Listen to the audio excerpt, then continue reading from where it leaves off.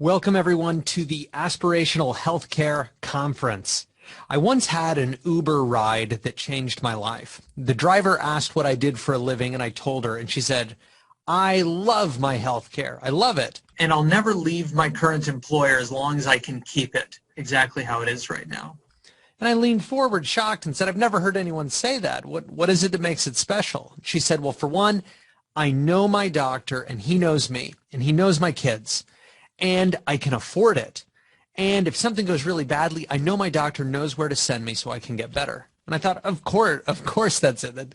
That's so logical. That's what any of us would want. But man, how do we get from where we are today to that for everybody?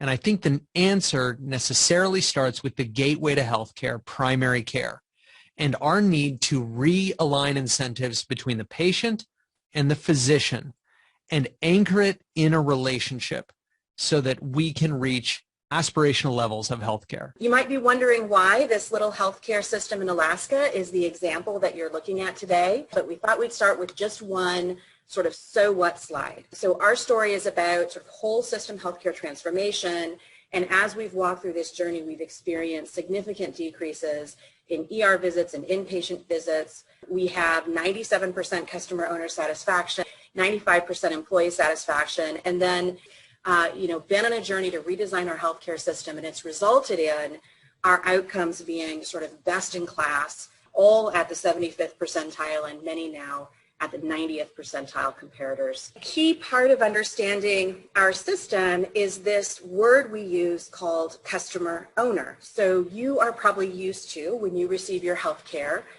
being referred to as a patient or a client. And to us, those words reinforce the traditional hierarchy in healthcare that says that doctors and healthcare systems and insurance companies really run the show, and that people and families just come in sort of as recipients of something.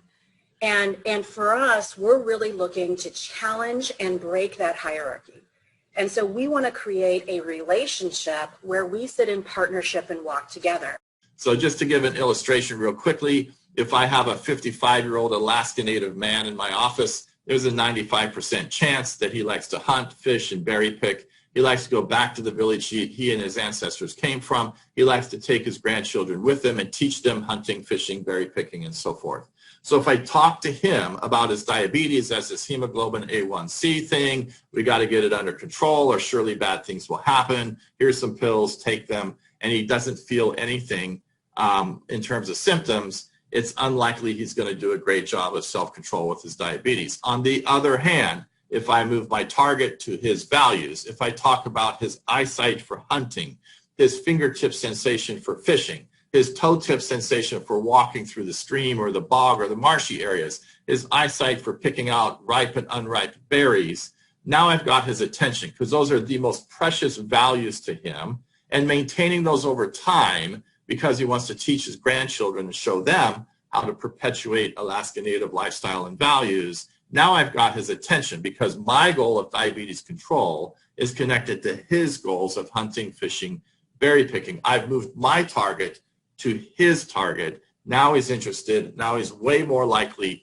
to do what he needs to do to get this diabetes thing under control and get his hemoglobin A1C down. This is me, the system, the medications, the instructions, the coaching, adapting to him, his values, his priorities, his goals, and so forth. It's a radical, dramatic shift of power and understanding. It means we're primarily in the business of influence and coaching, advising, and cheerleading, not diagnosis and treatment plans. In fact, our arrogance goes so far as to call people compliant and non-compliant. We see them, here's pills, do what we say, and then you come back and then we judge you compliant or non-compliant in our infinite arrogance, condescension, and judgment as the all-knowing, professional-centric, institution-centric medical people. It's offensive. It doesn't work well. I love the de-officing concept and the ballet, as you described it. What a great word to provide a concept around the integrated teams. Down in the lower 48, certainly we can add direct primary care and begin to establish the relationship and build the infrastructure. If I had a typical, and again, there's lots of different varieties, but if I had a typical direct primary care arrangement that has maybe some physical therapy, some behavioral health, maybe some social worker support.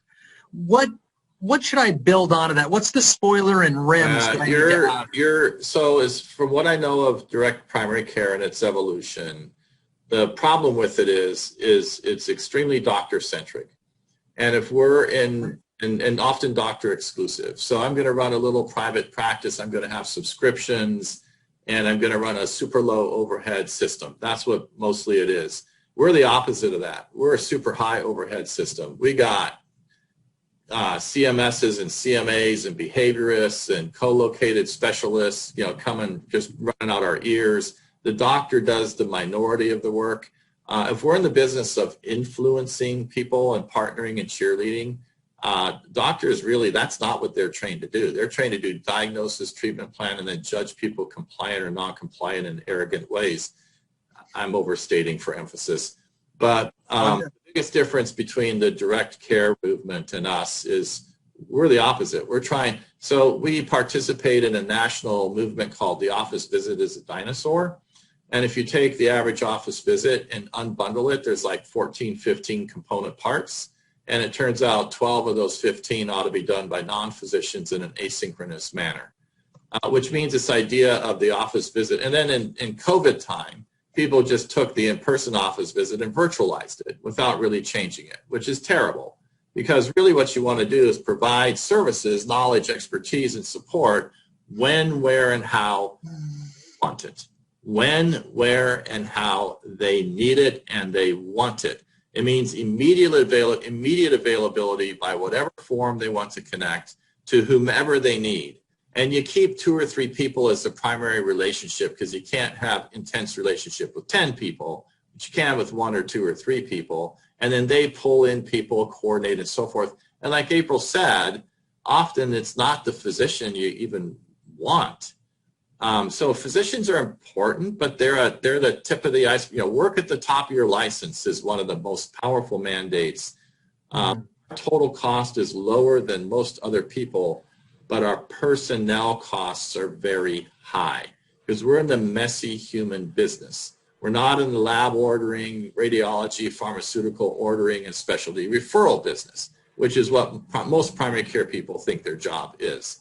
Fundamental redefinition. People want to be seen, they want to be known, they want to be in relationship with full access, and they want us to weave our expertise into their lives on their terms, when, where, and how they want it, period. This is exciting. A very aspirational, which is apropos to the conference, but absolutely thrilling to be thinking about this. Already I've got ideas going in my brain. We'll see if I get anywhere with them, but my hope is to not have this be a mecca visit. Lee, I think all we did was do what that driver of your Uber. All we did was do what that driver of your Uber told you they wanted done. That's exactly right. You just did what. Of course, you did what we should do, because that's what we all want, right? Good relationship, trust, know the kids, keep it affordable. If something goes wrong, we quarterback it all the way through and make sure it's taken care of.